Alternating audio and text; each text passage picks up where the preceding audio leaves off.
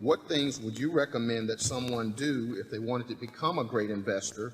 Also, what mental attributes do you think a person should have if they want to try to become a great investor?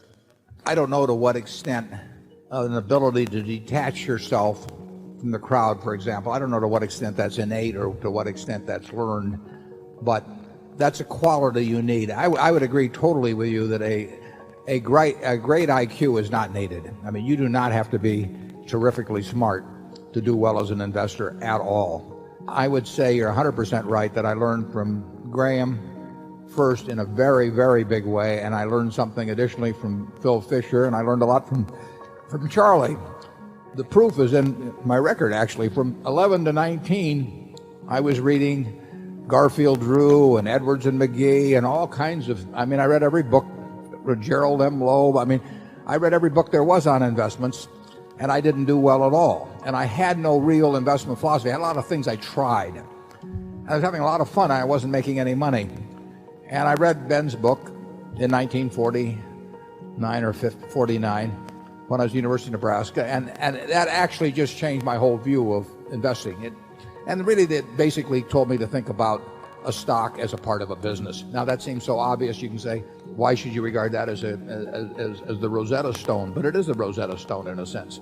Once you crank into your mental apparatus that you're not looking at things that wiggle up and down on charts, or that people send you little missives on, saying buy this because it's going up next week, or it's going to split, or the dividend's going to get increased, or whatever.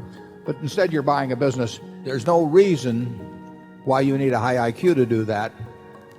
There's no reason why you have to be born in some way.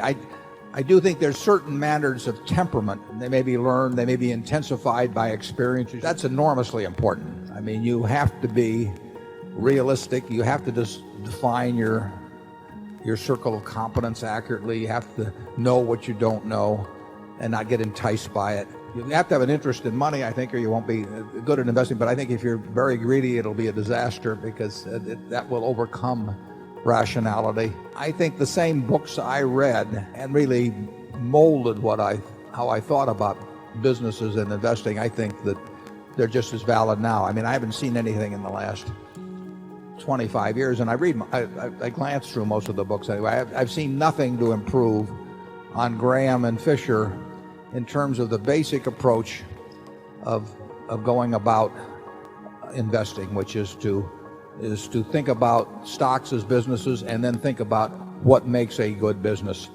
And really, that's all there is to investing. And it's not a complicated process, but it definitely requires discipline. It requires insulating yourself from popular opinion. You simply can't pay any attention to it. It just doesn't mean anything.